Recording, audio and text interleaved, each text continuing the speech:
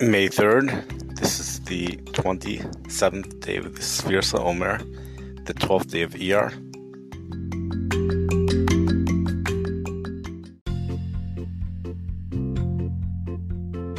Meteorologist Simcha left it. Weather with Enthusiasm is his podcast.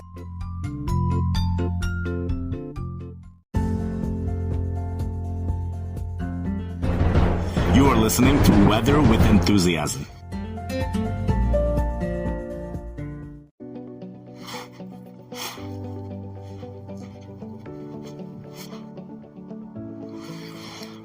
We have an expansive summer air mass, very, very exciting, something which is really expanding to places which we have not reached before. On the other hand, some areas which normally do get this are being slightly left out, but not that much. You know, places like North Platte, Nebraska will still get their chance to soar well into the 80s on Thursday. Warm temperatures continue after that, but just not on a summer level. We have temperatures going into the 80s for many locations as we head into the parts of next week. We have perhaps even the end of this week, a little bit of a cool down in between these two warm-ups. The more significant warm-up taking place next week, and the real question is how far will the warmth make it all the way to the lake? Meteorologist Dave Murray, KTVI chief meteorologist in St. Louis, Missouri, he retired. He used to point out something called the blackberry winter that happens every year on May 11th. He never really said that the average date is May 11th. He just said that it happens every year on May 11th. But here's the thought that I had. So last year, we had warm temperatures. I believe we had warm temperatures. But then we went into a very cold weather pattern. And then all of a sudden, we got this tremendous heat wave, which basically brought winter to an end across the Midwest. The Des Moines, Iowa National Weather Service defines their definition of no more cold weather means high temperatures will be 60 degrees or higher for the rest of the season. So last year, that was what was forecasted to happen. Now, the air mass that came in right after the heat wave hit 60 just about. It may have fell a little bit short, but we never really did seem to get that blackberry winter last year.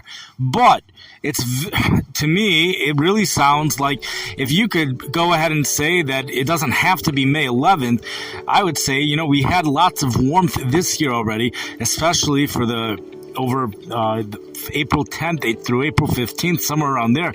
We had temperatures in the 70s and 80s across the Midwest. And then all of a sudden we go into this major winter weather pattern, which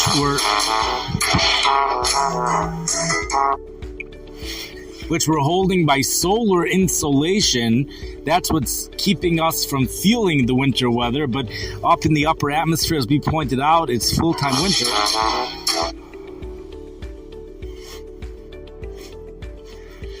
And following this, perhaps this is the blackberry winter, and we're going to get into some serious warmth for next week, and perhaps this is it. It's the same weather pattern from last week. Maybe this is the blackberry winter, and this is the final push of cold air. We probably will see a couple more days where the highs fail to reach 60. Chicago, for sure. Chicago's not safe until mid-June due to the Lake Michigan water temperatures. They don't hit 60 degrees until mid-June. Have a great night.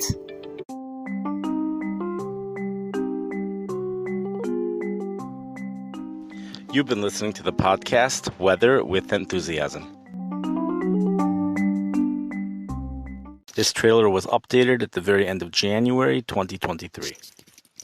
We have two things going on. We have evaporative cooling and we also have dynamic cooling, and the two are coming together to produce a major snowstorm in the deep south. The only time you could blame cold air on climate change is when it's a result of the stratosphere warming, which is what causes all the Arctic air to come down south. The way to get a 6-inch snowstorm here in the Midwest and in the southern plains has always been you need 3 ingredients. It's hard to believe the numbers that are being forecasted. Several additional feet of snow is expected by Monday morning. Hey, we have a special guest on our show. What is your name? Kitabis. 27.1 barometric pressure. Feet of snow are falling in Japan. Oh my God. That's a time of celebration. Just Google weather with enthusiasm and they're all going to come up.